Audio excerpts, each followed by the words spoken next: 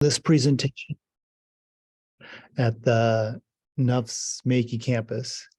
So I'm hoping I don't get kicked out. I have this fear that once 6 o'clock rolls around, the security guard will come by and tell me to leave. But if that happens, sorry, I'll I'll try to figure something out. But I think I'll be okay. I don't know. We'll see. All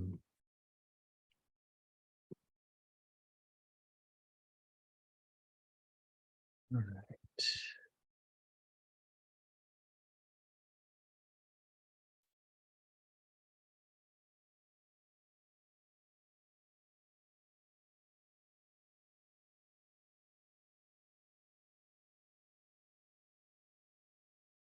Okay, I guess I have 5:50, so I'll just go ahead and start. Thank you, everybody, for coming to my presentation today. I know it's probably been a long day for you. But today I wanted to talk about some frameworks that we can use, especially for language teachers, to teach culture and critical thinking in the classroom. So yeah, let's, I think when we think about culture, we often think about two types of culture, the little c or big C culture. So I'll first talk about those. And when we talk about teach culture in our classroom, the little c culture are the elements that we encounter every day.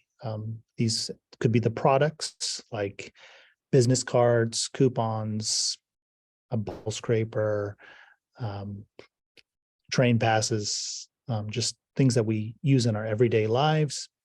The practices could be greetings, negotiations, apologizing, and these could be the people that we encounter. These could be our cashiers, custodians, restaurant servers. When we think about big C culture, we typically think of items that would appear on a postage stamp. They are important, like art, architecture, dance, film, literature, and music, but they don't really tell us much about the day-to-day practices of a group of people. So I'm hoping that these frameworks that I'm going to share will help you look at some of the products, practices, and people that are involved in the some of the little c culture that maybe gets overlooked in some of our language textbooks. When we talk about culture, we often think about metaphors, so I'll share some of those. I think probably the most popular one is the iceberg, where the visible items of a culture, what we see and hear. This could be the food, festivals, fashion, flags. This stuff is on the surface. We see it, we know it, we recognize it. Then beneath the surface, there's the less visible aspects of culture. These might be the attitudes. And then very difficult to see, very deep underneath the surface, we have the beliefs and values, deep level assumptions about what is real. We also, maybe you think of elephant. You've probably seen the 5 Blind Men and the Elephant, where you have different men who are blind, visually impaired, touching an elephant. So maybe the guy at the back touching the tail says, you know, this elephant is like a rope. It's tough, long, and thin. But another guy touching the side might say, no, the elephant is like a brick wall. And maybe one of the guys touching the leg might say, no, you know, this elephant, it's like a column of a building. And on their own, they're not far off. You know, they're based on their experience. That is a part of the culture of the elephant. But if we put their ideas together, we get a better picture of what the culture is, I guess. And we understand the elephant as a whole, or the culture as a whole. So that's a popular one. Maybe you've seen culture as an onion, where maybe onions on the surface, they might look or appear different. But as we peel and we get to know them we can peel off layers and get closer to maybe the core of the onion. And sometimes that peeling process, learning more about the culture like an onion, can make us cry. I also talk about a fish out of water. They often say, there's a saying like, if you want to know what water is like, don't ask a fish. So in the same way, when we leave our culture, we know more about it. It's hard to describe. So if somebody asked you, what's air like? It'd be very difficult to describe what air is like until you're without it, in that aspect. So the same goes for culture. It's hard to talk about your culture until you've encountered other cultures. It could also be, I talk about sunglasses in my classroom. So we all have, if we think about culture and as sunglasses, we all see the world through different colored lenses. I might be born with and raised with red sunglasses on, and you might be raised with blue sunglasses on. And if I try to see the world from your perspective, I'm not going to see blue. I'll probably see some sort of purple. And that's because I have those red sunglasses that I was raised with. And those are the values, the norms, the mores. As hard as I can try to see from your perspective, I can't quite see it completely. And I also show this image in my class. As far as I know, it's Hokusai's only print that takes place outside of Japan. So in my class, I try to use this picture as a print, as a metaphor for our class. Through this class, we're going to be looking back in on Japan and trying to understand who we are by taking a view from the outside, considering outsider perspectives. And that's kind of difficult because we often focus on the insiders, our perspectives, but to put yourself outside of yourself and try to look at your culture and be how other people might see it from the outside.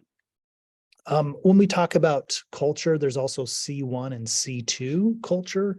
So the C1 could refer to the student's home culture, and then C2 would be any outside culture.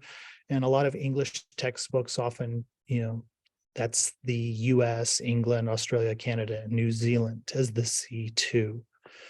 But I think there's a lot of benefits for students to talk about their C1. One being that it develops their own ability to talk about their culture, which is often ignored in EFL textbooks. That might be because publishing companies are trying to produce textbooks for a wider market rather than just Japan. It also allows students to develop knowledge and pride in their own culture. It allows students to critically analyze possible negative aspects of their culture. And it allows students to see their culture from an outsider's perspective. So hopefully this will enable the students to critically analyze cultures with more sensitivity. Oftentimes, my students don't know how to describe events or practices or important monuments in their local neighborhood. They might be able to talk about something. They might have more confidence talking about the Louvre or Big Ben rather than something that is maybe some sort of shrine or famous monument in their own town. So I'm going to use some frameworks here that I'm going to show you some frameworks that I tend to use in my class. They are relatively easy to use. I think they're versatile and they allow teachers to explore whatever topic that you're going over on a deeper level. And I think it also helps build the mental processes that enable students to be more culturally aware. So the first one is Pat Moran's cultural elements framework. So if we take any element of a culture, today I was giving a workshop and I think some of the teachers in the workshop talked about shokuinshitsu. So that might be a cultural element to the teacher's office. And you'd look at the products, the practices, the persons, the communities, and the perspectives all involved in that in the teacher's office. So we can focus on something as simple and as maybe banal as a teacher's office, but examine it on a deeper level especially when we get to the perspectives. So let me just show you just if you're thinking, oh, what are some of these products, practices, persons, and communities and perspectives? Just some examples products might be things created and used in a culture. This might be chopsticks, a bottle scraper. So you can see the picture here. And convenience stores. Practices could be behaviors like social interactions, such as greetings, riding an elevator, exchanging business cards, apologizing, writing New Year's cards. It also could involve the persons, so the people acting within a culture. Could be a taxi driver, store clerk, custodian, office worker, security guards. We have communities, so the groups of people sharing the values and behaviors. This might be EFL teachers, sports fans, club members, nuns, Buddhist monks. And we also have perspectives.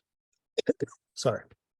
These are the underlying beliefs of a culture, such as respect for teachers and elders, wabi-sabi, or time as a commodity. So if we can just take a look at something like a drive-through restaurant, I think we can look at it on a deeper level. So I'll just using Pat Moran's framework of cultural elements, let's just take a look at what a drive-through restaurant might look like. Oh, sorry.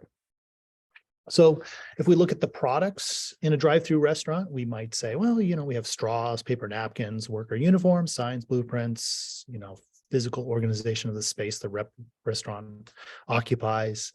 And the drive-through itself could be a product. If we look at practices, well, you have to be able to operate a car, obey traffic laws, manipulate currency, choose your items from a wide variety of options. You have to go through the sequence of ordering, paying, and then receiving it. And then also you have to, make sure that you got the right items in your bag, which in my hometown, it's, you have to be careful. You probably end up with something oftentimes you have to go back and ask for them to try again. And and also, most importantly, you have to be able to operate a car and drive and eat at the same time. So those are the practices. We might have persons. These can be endless, right? It's, people, just various people who use the drive-through restaurant. They might vary based on age, gender, ethnicity, social class, religion, education, profession. They might be the manager, the owner, stockholder, patrons. They all have a different perspective of the drive-through restaurant. And communities involved, these would be patrons. One community might be the patrons that are confined to the automobiles. If it's local, members of the town are participants. If it's national or an international franchise, there would be more social groups involved, like the employees, managers, owners, stockholders, suppliers, distributors, etc. And the perspectives, also numerous. Attitudes towards meals and food, perceptions of time, mobility, and values associated with the automobile. The idea that time is a commodity that can be saved, spent, or used. Also, when we say time is money, there's a perspective there of, using the drive-through restaurant.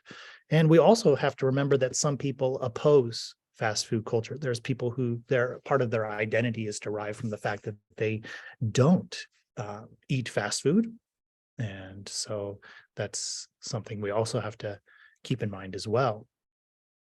There's another framework, which is the cultural knowings framework. So this is basically, you have different types of knowings. We have knowing about, knowing why, And then we have knowing oneself and then knowing how. Okay, so I'll talk about this framework as well. This is based on Kolb's 1984 experiential learning cycle. The cultural knowings framework takes the students step by step through a cultural element they have seen or experienced. They have to describe the cultural element that allows them to see multiple angles based on direct evidence. And analyzing the description allows for understanding and also to develop multiple views and perspectives of that experience. And then responding to this allows students to explore their their reactions more importantly, and create questions to find out more. So we might take a look at cultural knowings in terms of greetings and introductions. So let's say you want to cover just something like shaking hands in your class. Students would have to know about, so that would mean they'd have to know that different types of handshakes exist. Some are appropriate, some not. Eye contact might be important in North American contexts, not all contexts though, especially within Native American or First Nations populations. There's also appropriate time for a handshake and introduction, right? They'd also know the appropriate and inappropriate small talk questions that might go along with the handshake, and to respond to those inappropriate or personal questions. Then we have knowing how. So the students would experience physically, like shaking hands in a variety of ways. The contrast between a comfortable and uncomfortable handshake. And they would know how to make a more natural, appropriate self-introduction in English. They could initiate a conversation in English. They learn about the North American small talk style. Also asking and responding to inappropriate questions. There's also knowing why. So students would have to explore then reasons why some topics are inappropriate to talk about when you're meeting someone for the first time. And what things might be inappropriate for North Americans or Japanese as they reflect on themselves. And they'd also learn about the values that are deep behind the handshake and the bow. They'd also know themselves. So through this process, students learn how to bow and how it's used in different situations. Okay, so they learn about the different types of bowing and what they mean and which situations they're used in. And they'd also think about how they feel about doing a North American style greeting. They'd also look at the similarities and differences, and they'd also think about their own reaction and be conscious of how they feel about North American style communication. And they'd also think about their own culture in terms of taboo topics, and also what are topics that are okay to discuss and which ones do you not feel that comfortable talking about. I'm running out of time here, but I wanted to show a video that I use in this with one of these elements, this framework. So I'll just play a short clip here, and this is taken from the Voice of America. So I'm gonna see if I can play it for you, but I use a PDP framework for this. So this would be a pre-listening, during, and then post-listening framework. So the students have a pre-listening activity. They have activities to do while they're watching the clip or listening to it, and a post-listening activities. So first of all, we just, through pre-listening, we activate background knowledge, create interest, and pre-teach any vocabulary necessary to complete the task. So for this one, we'd have to know about hippie culture. What is hippie culture? What does it mean to live off the grid? Solar panels, what are those? And then we go into during the listening task. So the students here would be played a small snippet of a conversation, and then show that they have a basic understanding of it. So I think a lot of us do this already in our activities. So choose the best title. You might have A, B, and C. Choose the most accurate summary. Again, a multiple choice, and then circle some items that the woman probably doesn't own. And then you'd also have the students using the cultural elements framework, find all the elements that they can find. And then they'd compare with a partner, share out loud, and then try to identify one of those elements that's the most interesting, strange, or mysterious for them. So this would be the framework. Again, watching the video, what are the products, practices, persons, communities, and perspectives involved? So I'll just see if I can play this for you. Let me make sure I'm sharing the sound. I forget to do that. So let me share the sound here.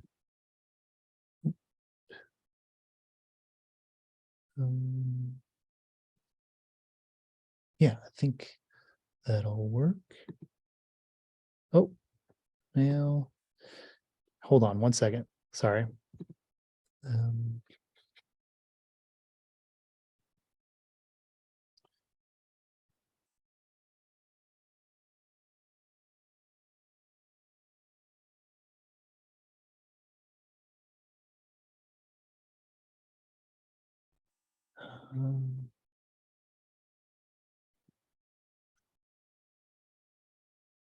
Sorry about that. Go back. Oh, it's been a long day. Here we go. Okay, here we go. Okay. Yeah, let me share. Okay, here we go. Okay. Hopefully this plays. Well, okay, here we go.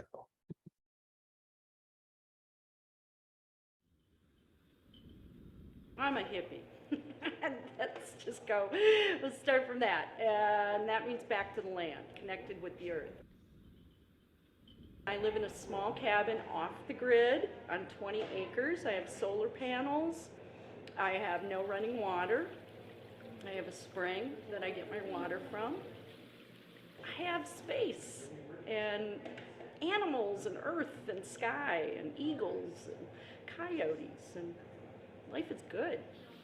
Okay, so I'll just stop it there.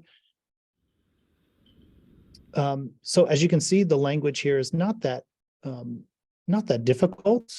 And then the students, if they were to do this, they would maybe find, this is what they would find of the cultural elements, the products, small cabin, solar panel, natural spring, 20 acres, living off the grid, owning an outside dog. Persons, for right now, it's just the hippie. Later on in the video, she talks about hippies and the locals that occupy this town in Wisconsin. Perspectives would be that probably living off the grid is a better way to live than in organized society. She sacrifices modern conveniences for freedom and pride in one's subculture, even though she kind of laughs at the beginning, I'm a hippie. Maybe she realizes that to the outside that might have some, people might have some negative stereotypes about it. And then the perspective for her is to be connected with nature is a good thing. And then during the listening, the students would choose, what they talk about, what happened, what did you see, what are the details? This is the knowing about. And then we go on to knowing why. So we'd ask the students to say, what does it mean to live off the grid? What does it mean to be a hippie? How can you explain it? What are the insiders' perspectives of being a hippie? What are the outsiders' perspectives? So she kind of alludes to it in the video, but the students have to think about both the insider and outsiders' perspectives, and also talk about how this compares with their own culture or other cultures. And then finally, knowing oneself, the students have to talk about what do they think about this clip? How do they feel? How does it affect you? What more do you need to know? And then I ask them to imagine you're going to interview this, this person who lives off the grid. What kind of questions would you ask them? And what do you think would be their response? And so they can do like a mock interview with them. It's kind of a role play simulation there. Some things to consider would be, what's your role as a teacher? Do you think you could use these in other classes or other activities? What homework would you give? How would you adapt it for your students? And if you're teaching younger learners, how would you incorporate this into your classroom and in your study? What elements of your culture do you think the students would benefit from thinking more deeply about? Also, there's this kind of coincides with Rissiger and Svarsted's 2020 cycle model of intercultural learning, where we go through this process of noticing, then comparing and relating to our own life. We reflect on that cultural element, and then we interact with that. And that interaction is, like I said, is like for me in my class, it's that like the role play, the interview simulation, where the students can experience that and put themselves in someone else's shoes there. So just some things to think about. Maybe what are your thoughts on teaching and learning culture? They change based on what you've seen, and do you want to try using these frameworks in the near future? So I realize I'm kind of up against the time here. Yeah, so 6:15. Sorry about the technical difficulties there. But if you have any questions or you'd like to go over, maybe you have an idea for your class, I'm happy to talk about it. Or yeah, any further questions, please don't hesitate to contact me. So thank you very much.